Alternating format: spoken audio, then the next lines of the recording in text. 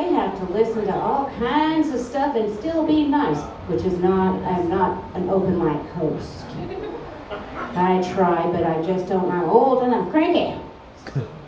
But somebody who travels all over the Southwest, Arizona, Durango, and Texas, and then he brings people here, but he also has an open mic every single month. The next open mic is August 11, and the host for Rebel Albuquerque is with us tonight. It's Jamar Hall.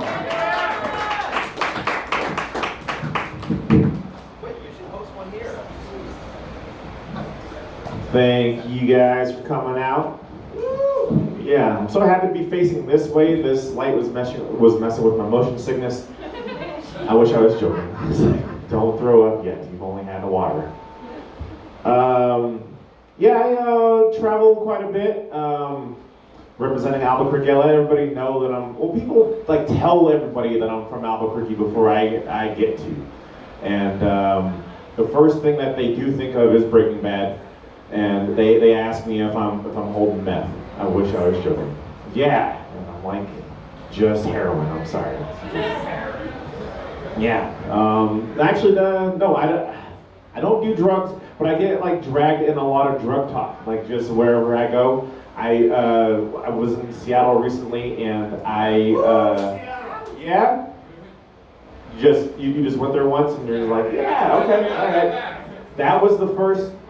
I went to Seattle and I smoked weed for the first time in Seattle because it's Washington, right?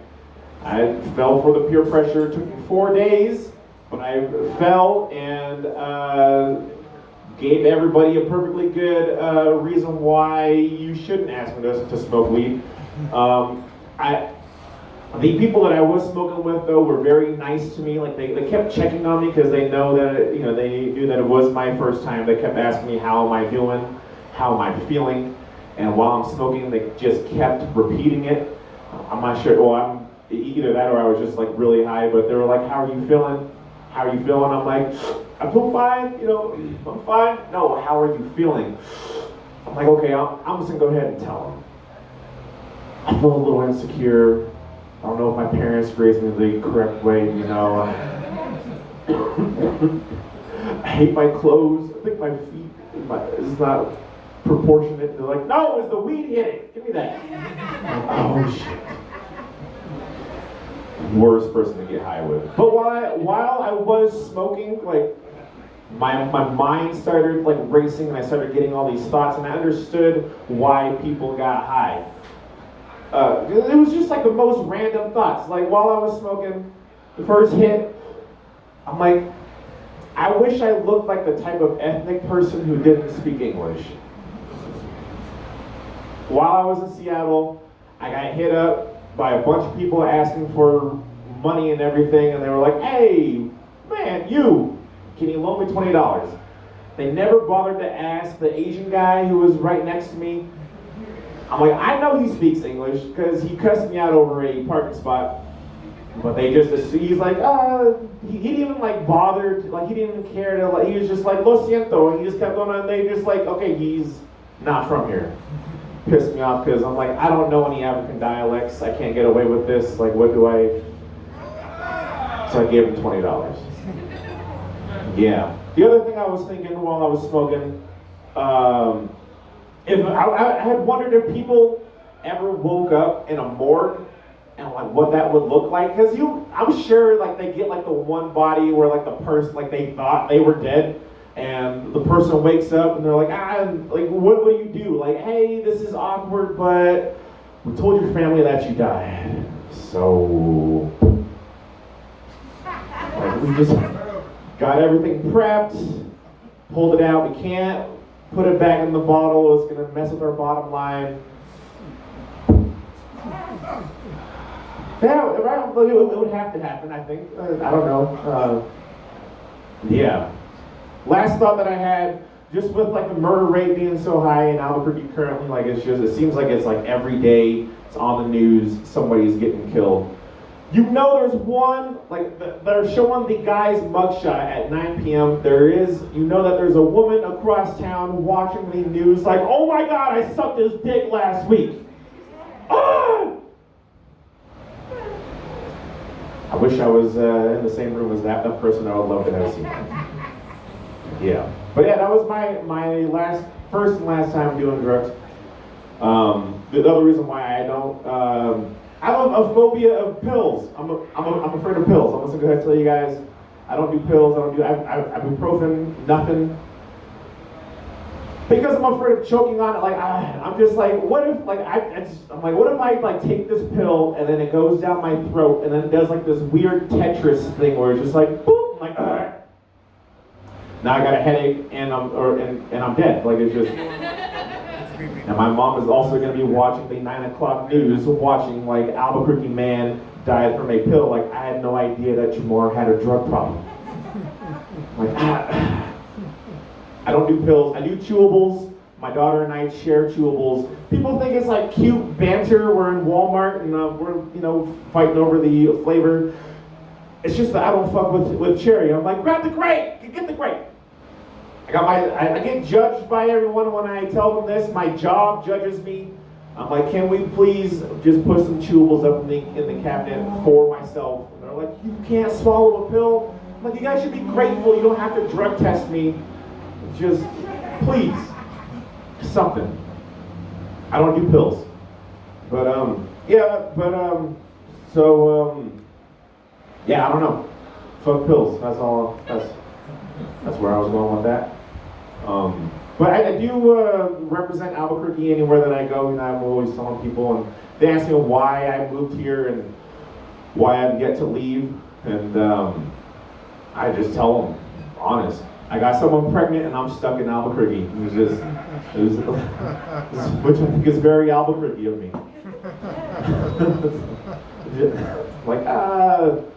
My daughter's 9, so I have 9 years to go, and then I'm gone. Well, not from her life, like I'll still be around her. Just fuck that. Never mind. So my daughter's 9, and her mother and I were not together, but we settled our whole custody battle, and I got 50-50, no child support. She was, right? He's like, oh shit, he almost choked on his burger. You're like, damn, yeah, no, I don't have to pay her. But she was trying to get child support out of me. Like they were going through everything, and she was like, check his comedy money. Like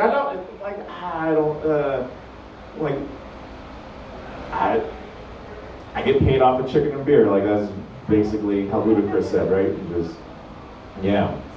She was like. And then so it got to the point where she's trying to get money from me. She started photoshopping my face on like George Lopez flyers. Like he's getting big paid shows.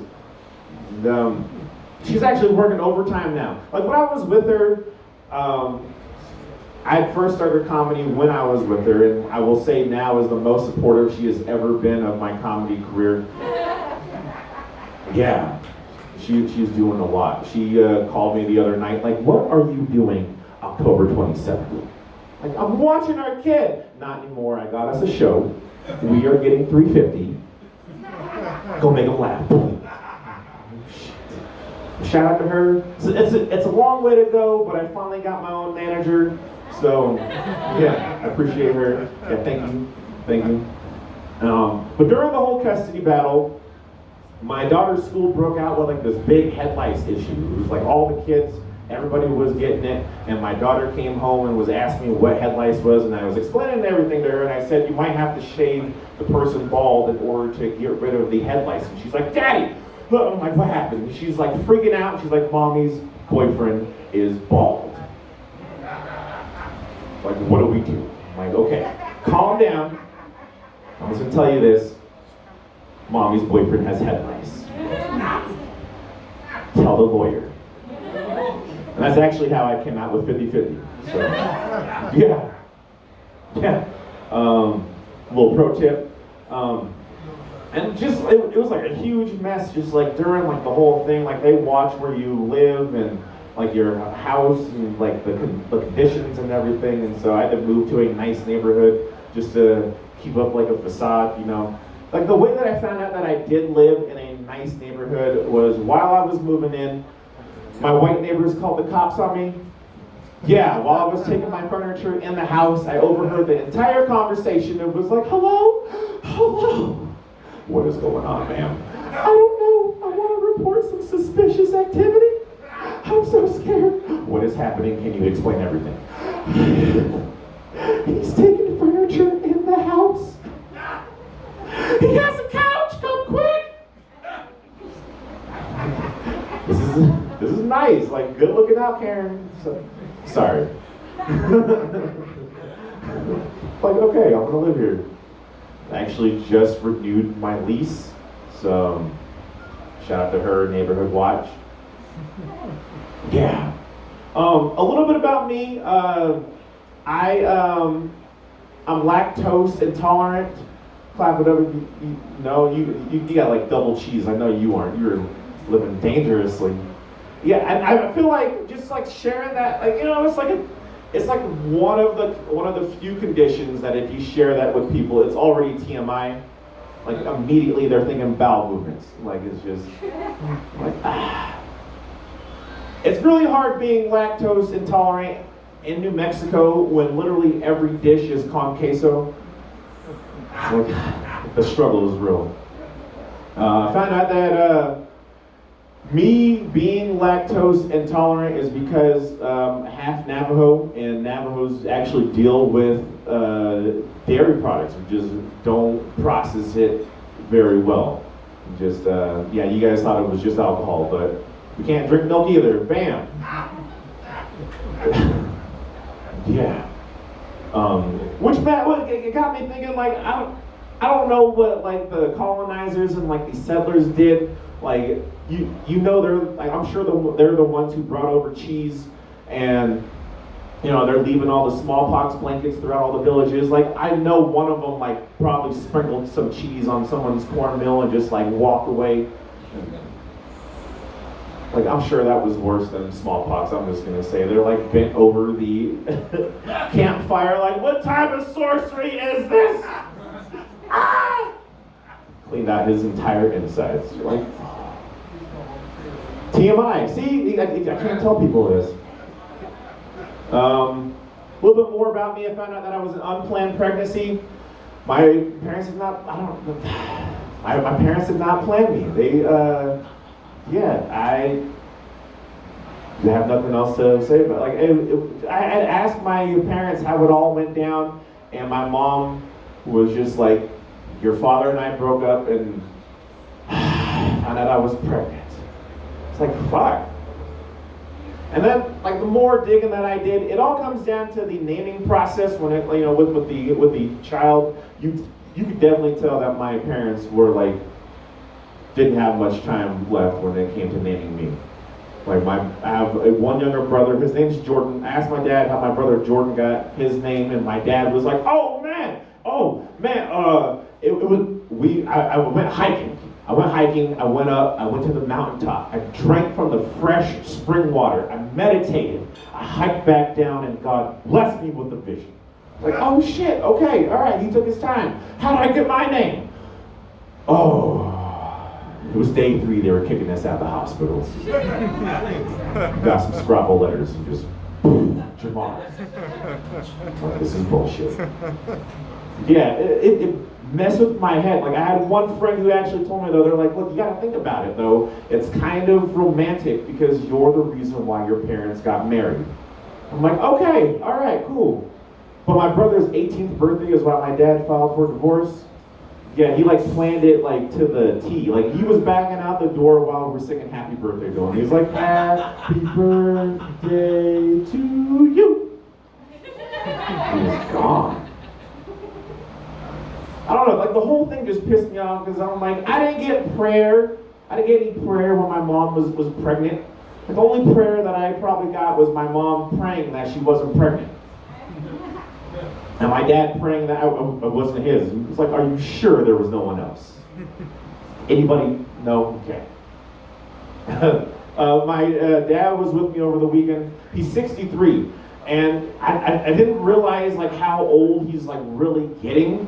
And it's just like those subtle moments that just hit you in the face, and it's like, oh shit. I was driving his car. I was gonna go get it washed for him, and I'm cleaning everything out, and I found his Viagra pills. I was like, oh shit.